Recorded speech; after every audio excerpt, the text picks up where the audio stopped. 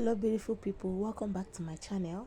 So today we are going to be making this beautiful shift button down shirt dress that has a gather at the knee and also at the sleeve. So if this looks like what you're interested in, definitely watch till the end.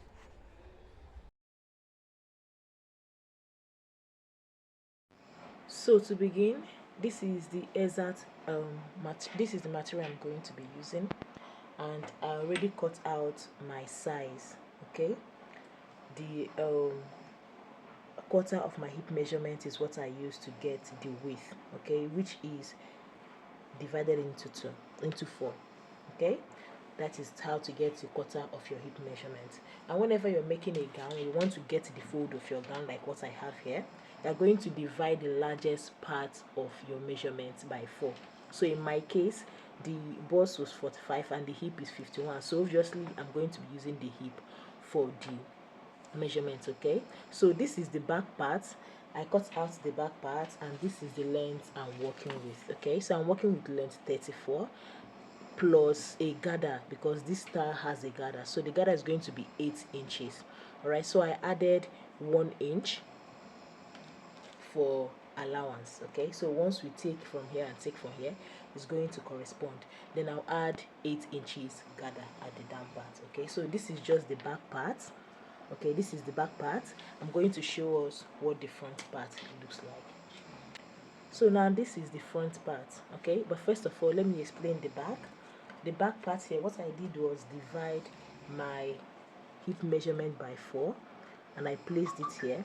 Okay, then I added 2 inches for the extra freeness. Okay, you know that this is a free gown, and the client also wants it to be really free, so I added 2 inches for it.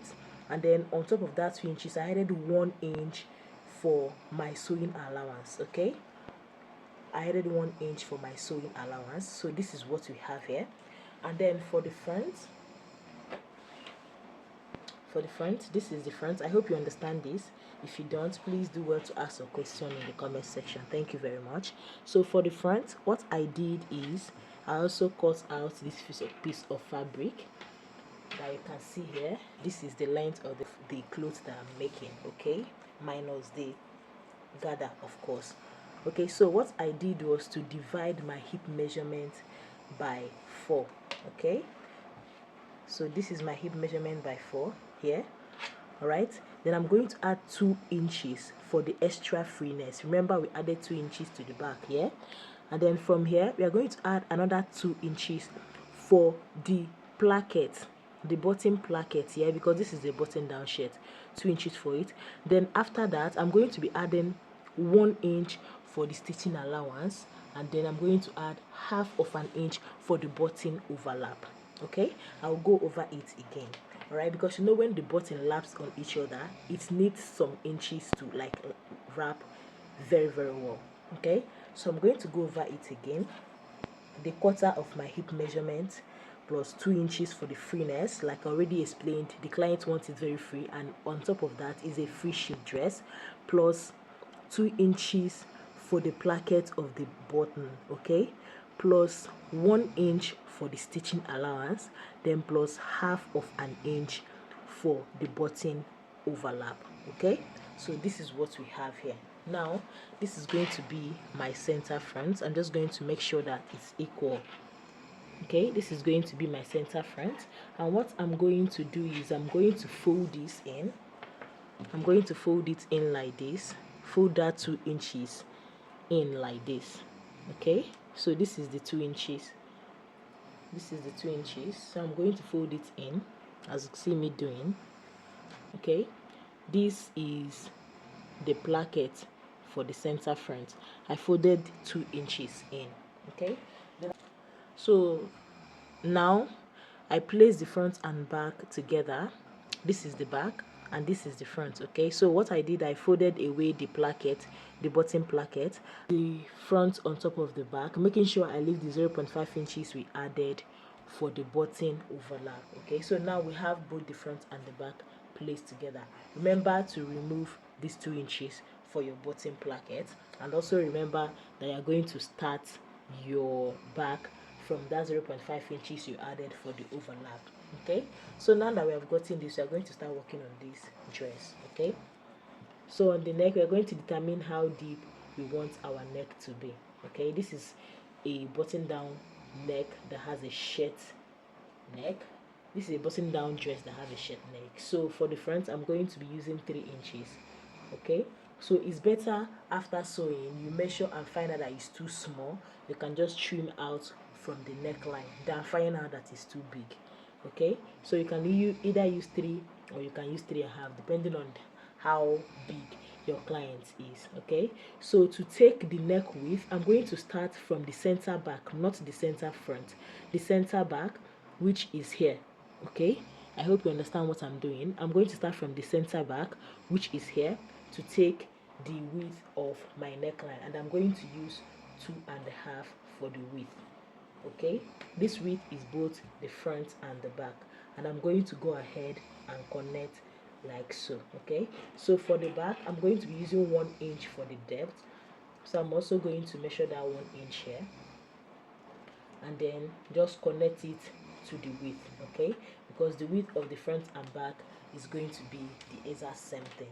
All right, so having gotten this, I'm going to divide my shoulder, whatever measurement you are taking that is a horizontal measurement like this, you're going to be taking it from the center back. Okay, you're going to be taking that measurement from the center back because that is where our dress starts. That is also where the center front is supposed to start when you remove the overlapping allowance. Okay, so I'm going to take my shoulder measurement from the center back as well, divide my shoulder measurement by 2, whatever we have, we are going to place it here. Okay, so on that part we are going to come down by 1. I said to come down by 1.2 inches for the shoulder slope. Okay, and I'm going to go ahead and join like this.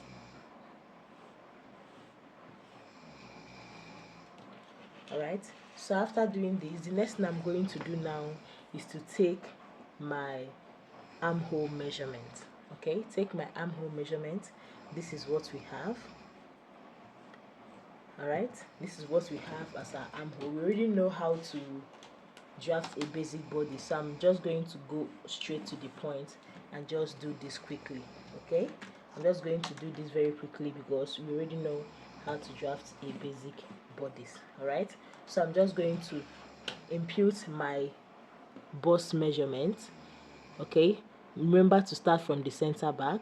I'm going to impute my bust measurement divided by 4. All right, my bust measurement divided by 4. So this is what we have. So when you impute this, okay, when you impute this, remember to add 2 inches. Okay, remember to add 2 inches, and then remember to add 1 inch for the sewing allowance. Okay, so when I've gotten this, I'm going to go ahead and connect like so. Okay, so now this is what we have. Then I'm going to impute my waist measurement. Okay, my waist measurement from shoulder to waist, that is my waistline. I'm going to impute my waistline here, and then I'm also going to go ahead and draw out my hip line as well. Okay, so this is what we have. Now I'm going to draw a line across each line that we've taken. This one is the waist, then this one is the hip line. Okay, so when we have gotten this on the waist, I'm also going to take my waist measurement, also bearing in mind that the inside, you're going to be taking your measurement from the center back. Okay, do not forget to take your measurement from the center back. So I'm going to go ahead now and take the measurement. Okay, so take the measurement, then just like we did before, impute 2 inches for the freeness and then 1 inch for the stitching allowance. Okay, like this. And then for the hip line as well, go ahead and impute your hip measurements. Okay, go ahead and impute your hip measurements. Remember to start from the center back. Impute your hip measurements like so. All right, add the 2 inches and then also add 1 inch. Okay, so when I've gotten this, I'm going to go ahead now and connect all the dots.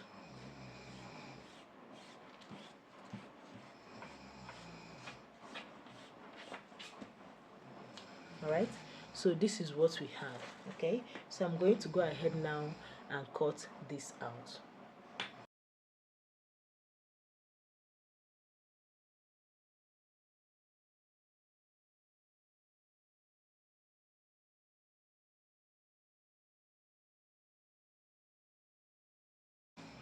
So this is what we have. Okay, this is what we have for the front and the back of this dress. So we are going to go ahead and cut out the sleeve.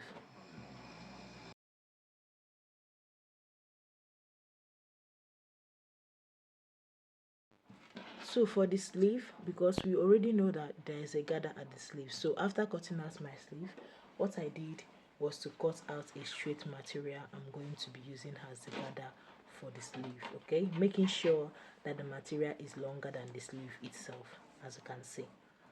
Okay, so this depends on how full you want the gather to be when you finally gather it, but I made sure that it's longer than the sleeve itself. So what I did, because the length of my sleeve is 13 inches, I just decided to divide it the way I want it to be, depending on how long you want this particular one to be, or you want this particular one to be. Okay, take note. So this is what I did for the sleeve. All right. So for the gather at the down part of the dress, this is also a long fabric that I cut out really long. Okay, so now the full length of the gown I'm making is 42 inches. I decided to use 36 for the main gown, and I decided to use 8 inches for the gather. Okay, so this depends on how many inches you want to use and how long you want your gather to be. All right, so I have no measurement for you on this. Just use your senses to know how you want the dress to look. All right, so this is going to be the gather for the down part of the dress. So on a normal shirt, the first thing I was supposed to do is to prepare the neck here. Okay, that is the placket for the button. That is the first thing I was supposed to do. But because this has a gather and I want everything to blend together, I'm going to first of all join the shoulder and finish up the dress, even join the gather before I come back to the placket. Okay, so what I'm going to go ahead to do now is go over to my sewing machine and I'm going to join the shoulders like this. Okay, I'm going to join the shoulder right side facing each other like this. Okay, right side facing each other. After joining the shoulder, I'm going to work on the sleeve. Now for the sleeve, what I'm just going to do is I'm going to fold one part of the gather, double fold so it becomes neat. Then I'm also going to fold the upper part, because if you take a look at the picture at the at the style we're trying to recreate, you're going to see that the gather is placed on top of the sleeve. Okay, instead of like this, it was placed on top of the sleeve. All right, and it was weaved. Okay, it was interlocked, but because I'm not making use of interlocking machine, I'm going to be folding it tiny. All right, so that after I do my gather, I'm still going to place it on top. So what I'm going to first of all do now is to fold the down part of my gather like this. I'm going to fold the down part, then I'm also going to fold the upper part tiny as well. Okay, so after folding, I'm going to sew with a loose stitch. Okay, if I sew with a loose stitch, I'll come and show us what I mean by loose stitch and how we're going to gather it and sew it on top of the sleeve. So this is what we have after gathering the sleeve. Have you seen? So now this is our normal sleeve. What I'm going to do now is to place this on top like this and match on top of it. As you can see, I already folded this into two. Okay, so I'm going to place it on top after gathering it, and then I'm just going to match on top of this one, holding the two of them together. All right, I hope you understand this, but if you do have a weaving machine, go ahead and use your weaving machine for that case. Okay, so this is what it looks like before I gather. This is the second side. This is what it looks like. So once I finish gathering, I'm also going to place it like I placed this one. Okay, so after doing this, I'm going to attach this sleeve to my main fabric shape, put my pocket, then I'm going to do the exact same thing I did here for the gather of the gown, of the main gown itself, for the main gather. Okay, I'm also going to fold the down part of the main gather. I'm going to fold the upper part. I'm going to sew a loose stitch. I'm also going to lay it flat on top of the main fabric, then sew it the same way I am going to do this one. Okay, so I'll go ahead now, prepare all those things, come back and show us how to prepare the button placket. So now that everything is done, the I've joined the gather to the full length shape and also attached my pocket. Now I'm going to go ahead and prepare the placket. Okay, like I said, the placket went all the way down, so I decided to join it together so that it's just going to be neat. Okay, so what I'm going to do is I'm going to be using medium gum stay to make the placket thick so that you can easily put the buttonhole. Okay, I hope you understand. So we're using a medium gum stay here. Okay, so just gum a medium gum stay, attach a medium gum stay with your iron to your dress front of this place here. Don't make it too bold and don't make it too tiny.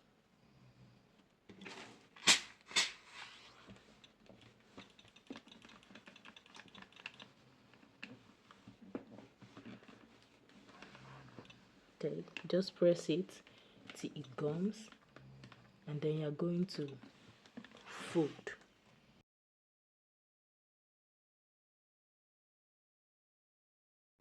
So after I was done gumming, I'm just going to go ahead, still use my pressing iron to fold in with 0.5 inches like this.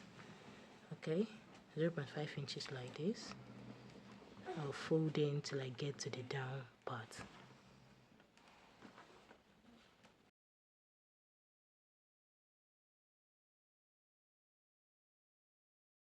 Then I go ahead and fold in from the 2 inches that were left. Okay, remember we notched here, so we're going to go ahead and fold from there, making sure it's straight till the down.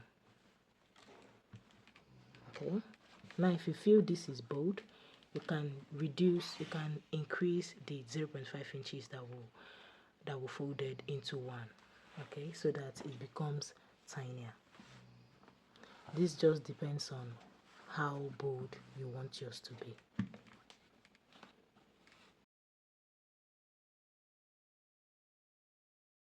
Okay, so what I'm going to go ahead to do now is to go over to my sewing machine, and then I'm going to sew here, and this is what it's going to look like. Okay, so do the exact same thing for the other side of the button placket. So after I was done folding here, preparing the placket for the button, I went ahead to prepare the collar. Okay, so if you don't know how to make a collar like this, I have a video already in my channel where I taught you how to make collars. I'm going to link that video in the description box below, so just go ahead and check it out and prepare your own collar for yourself. Now I'm going to go ahead and attach the collar. Look closely to see how I'm going to attach it. Okay, so look at the way I placed it. This is one part of the button placket, and I placed my collar like this. Okay, like this. So I'm going to trace it till I get to the shoulder.